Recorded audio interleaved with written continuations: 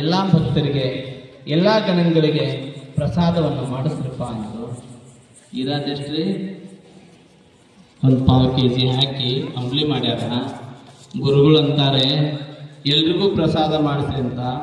ಕೊಪ್ಪದ ಹಿರೇಮಠದ ಶಿವಯ್ಯಂಗ ಯಪ್ಪ ಅಂಬ್ಲಿ ಇಷ್ಟ ಐತಪ್ಪ ಎಲ್ರಿಗೂ ಹೆಂಗಾಗುತ್ತಾ ಅಂತ. ಅಂಬಲಿ ಇಷ್ಟ ಐತಪ್ಪ ಎಲ್ರಿಗೂ ಹೆಂಗಾಗತ್ತಾ ಅಂದ. ನೋಡಪ್ಪ, ಲಿಂಗ ನಿಚ್ಛೆ ಅವ ಭಗವಂತ ಕರೆಸ್ಯಾನ ಅಂತಂದ್ರೆ ಅದು ಹಾಗೆ ಆಗತ್ತೆ. ನೀನ್ ಯಾಕೆ ಚಿಂತೆ ಮಾಡ್ತೀವಿ, ಎಲ್ರಿಗೂ ಪ್ರಸಾದ ನೀಡು ಅಂತ ಹೇಳಿ ಗುರುಗಳು ಅಂಬ್ಲಿ ಮೇಲೆ ಹಸ್ತ ಇಟ್ಟು ಎಲ್ರಿಗೂ ಹೇಳ್ತಾರೆ ನೀವೆಲ್ಲ ಪ್ರಸಾದ ಮಾಡ್ರಿ ಅಂತ. ಶಿವಯ್ಯನವರು ಆ ಅಂಬಲಿ ಪಾತ್ರೆ ಹಿಡ್ಕೊಂಡು ಎಲ್ಲರ ತಟ್ಟೆಯೊಳಗೆ ನೀಡ್ಲಿಕ್ಕೆ ಹತ್ತಿದ್ರೆ ಆ ಊರೆಲ್ಲ ಪಕ್ಕದ ಊರಿನ ಜನಗಳೆಲ್ಲ ಬಂದು ಪ್ರಸಾದ ಮಾಡಿದ್ರೆ ಇನ್ನು ಅಂಬಲಿ ಹಾಗೆ ಉಳಿದಿತ್ತಂತ. ಅಂಬಲಿ ಹಾಗೆ ಉಳಿದಿತ್ತು. ಏನು ಶಕ್ತಿ. ಅದಕ್ಕೆ ಮೈಲಾರ ಬಸವಲಿಂಗ ಶರಣರು ಅಂದ್ರು, ಹಲವು ಮಾತೇನು ನೀನೊಲಿದು ಪಾದವನಿಟ್ಟ ನೆಲವೇ ಸುಕ್ಷೇತ್ರ, ಜಲವೇ ಪಾವನ ತೀರ್ಥ, ಸುಲಭ ಶ್ರೀ ಗುರುವೇ ಕೃಪೆಯ.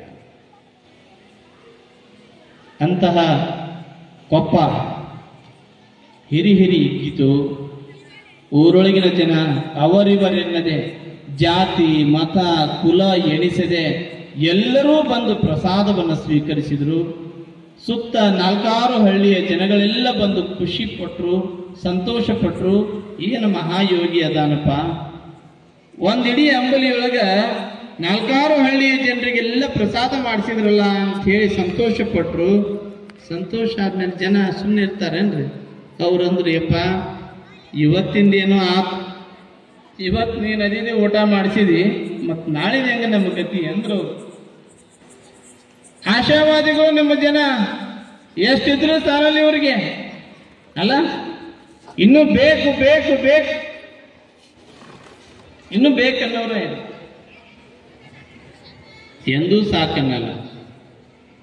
ಅದಕ್ಕೆ ಅವ 4-6 ಜನ ಹಿರಿಯರಂದ್ರಪ್ಪ, ಇವತ್ತಿಂದಂತೂ ಮುಗೀತು, ನಾಳೆ ಹೆಂಗ ನಾಡ್ದು ಹೆಂಗ, ನಮ್ಮ ಮನ್ಯಾಗ ದನಕರ ಬದುಕುದೆಂಗ, ಮೇವಿಲ್ಲ ನೀರಿಲ್ಲ, ಬಹಳ ಕಠಿಣ ಆಗೈತು ಪರಮಾತ್ಮ ನಮ್ಮ ಪರಿಸ್ಥಿತಿ.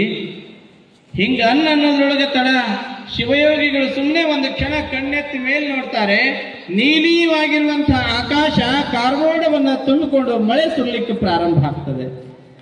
ಅಂದಿನಿಂದ ಇವತ್ತಿಗೂ ಕೂಡ ನೀವು ಹೋಗಿ ನೋಡಬಹುದು, ಕೊಪ್ಪ ಅದು ಅನ್ನದಾನ ಕೊಪ್ಪವಾಗಿ ನಾಮಕರಣ ಹೊಂದಿಕೊಂಡು ಅಲ್ಲಿಯೂ ಕೂಡ ಒಂದು ಶ್ರೀಮಠದ ಶಾಖಾ ಮಠ ಇದೆ ಎನ್ನುವಂತಹದ್ದು ನಾವು ಪುರಾಣದಲ್ಲಿ ಉಲ್ಲೇಖವಾಗಿರುವಂತಹದ್ದನ್ನು ನೋಡಬಹುದು. ಏನು ಅದ್ಭುತ ಲೀಲ! ಒಬ್ಬ ಮಹಾತ್ಮ ಅಂತ ಪವಾಡ ಪುರುಷ ನಮ್ಮೂರೊಳಗೆ ಮಠ ಕಟ್ಟ್ಯಾರೆ ಅಂತಂದ್ರೆ ನಾವೆಲ್ಲ ಹೆಂಗೆ ಬದುಕಬೇಕಲ್ಲ? ನಮ್ಮೂರೊಳಗೆ ಮಠ ಕಟ್ಟ್ಯಾರ ನಾವು ಹೆಂಗೆ ಬದುಕಬೇಕು? ಅಂತಹ ಪವಾಡ ಪುರುಷರಾಗಿ ಕೊಪ್ಪದಿಂದ ಮತ್ತೆ ಯಥಾವತ್ತು ಮುಂದೆ ಪ್ರಯಾಣ ಮಾಡ್ತಾರೆ. ಕೊಪ್ಪದಿಂದ ಮುಂದೆ ಅಲ್ಲಿ ಬಂದು ಲಿಂಗಾನುಷ್ಠಾನವನ್ನು ಮಾಡ್ತಾರೆ. ಲಿಂಗಾನುಷ್ಠಾನವನ್ನ ಮಾಡಿ ಗುರುಗಳು ಅವಾಗನೇ ಅಪ್ಪಣೆ ಮಾಡಿದ್ರಂತೆ. ಅವರು ಲಿಂಗ ಪೂಜೆ ಮಾಡ್ಕೊಳ್ಳುವಾಗ ಅವ್ರ ಕಣ್ಣಿಗೆ ಕಾಣ್ತಿತ್ತಂತ, ಇಲ್ಲೊಬ್ಬ ಜಂಗಮ ಮೂರ್ತಿ ಬರ್ತಾನ, ಆ ಜಂಗಮ ಮೂರ್ತಿಯಿಂದ ಇದು ಗುರುಲಿಂಗ ಜಂಗಮ ಕ್ಷೇತ್ರವಾಗುತ್ತೆ. ಅಷ್ಟೇ ಅಲ್ಲ, ಇಲ್ಲಿ ಶರಣರ ತತ್ವಹಿತ ಚಿಂತನ ನಡೆದು ನಾಡಿಗೆಲ್ಲ ಪ್ರಸಾರ ಮಾಡುವಂತಹ ಕೆಲಸವನ್ನ ಆ ಜಂಗಮ ಮಾಡ್ತಾನೆ ಎನ್ನುವಂತಹದ್ದನ್ನ ಈಗೂ ಕೂಡ ನೀವು ಹೋಗಿ ಲಿಂಗನಾಯಕನಹಳ್ಳಿಯಲ್ಲಿ ನೋಡಬಹುದು ಅನ್ನುವಂಥದ್ದು. ಏನು ಅದ್ಭುತ ಲೀಲೆಗಳು!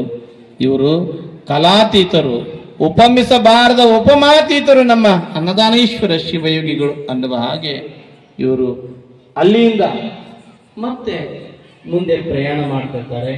ಪ್ರಯಾಣ ಮಾಡುವಾಗ ಒಬ್ಬ ಬೇಟೆಗಾರ ಬೇಟೆ ಆಡ್ತಿರ್ತಾನೆ.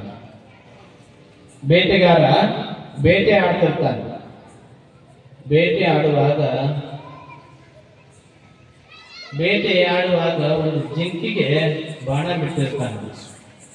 ಜಿಂಕಿಗೆ ಗುರುಗಳು ತನ್ನ ಶಿಷ್ಯನೊಂದಿಗೆ ಪ್ರಯಾಣ ಮಾಡುವಾಗ ಆ ಜಿಂಕೆ ಒದ್ದಾಡುವುದನ್ನು ಕಂಡು ಮರುಗುತ್ತಾರೆ.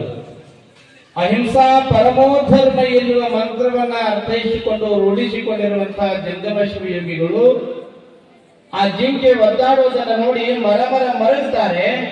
ಎಂಥ ಮೂರ್ಖ ಜನಗಳಿದಾರಪ್ಪ, ಹಿಂಸಾ ಮಾಡಬಾರ್ದು ಅಂತ ಗೊತ್ತಿದ್ದು ಕೂಡ ಹಿಂಸಾ ಮಾಡ್ತಿದ್ದಾರಲ್ಲ ಅಂತ ತಿಳ್ಕೊಂಡು ಹತ್ತಿರ ಹೋಗಿ ಒದ್ದಾಡುತ್ತಿರುವ ಜಿಂಕೆಗೆ ಆಶೀರ್ವಾದ ಮಾಡಿ ಆ ಜಿಂಕೆಯನ್ನ ಮತ್ತೆ ಕಳಿಸ್ತಾರೆ. ದೂರದಿಂದ